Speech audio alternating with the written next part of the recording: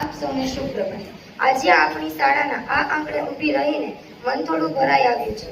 વર્ષો પહેલા જ્યારે હું આ પહેલા દિવસે રડતા રડતા આ સ્કૂલમાં આવી હતી ત્યારે ખબર નહોતી કે એક દિવસ આ જ સ્કૂલ છોડતી વખતે પણ મારી આંખમાં આંસુ હશે. પણ એ વખતે આવવાનું દુઃખ હતું અને આજે અહીંથી છૂટા પડવાનો દર્દ છે.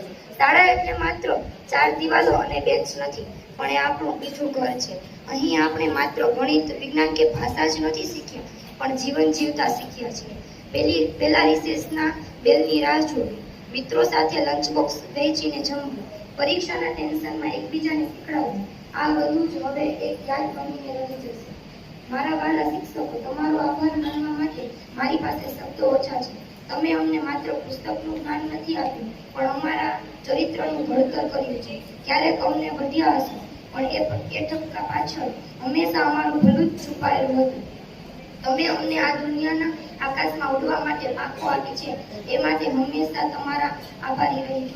અને મારા મિત્રો, તમારી સાથે વિતાવેલી દરેક ક્ષણ જીવનની સૌથી મોટી મૂડી છે. આપણે ભલે અલગ અલગ રસ્તે જઈએ, પણ આપણા હૃદયમાં આ શાળા અને આપણી દોસ્તી હંમેશા જીવંત રહેશે. જતા જતા બસ એટલું જ કહીશ કે ભલે છૂટા પડ્યા રસ્તા, પણ યાદોનું પાછું સાથે છે. ગઈકાલની એ મસ્તી અને મિત્રોનો સાથ છે. નથી આ વિદાય, આ તો નવી શરૂઆત છે. આપણી સફર ભલે બદલાય, પણ આ શાળાના આ સંસ્કાર સાથે છે. મારાથી અજાણતા કોઈનું દિલ દુભાયું હોય કે કોઈથી ભૂલ થઈ હોય તો મને માફ કરજો. આપ સૌનું ઉજ્જવળ ભવિષ્ય માટે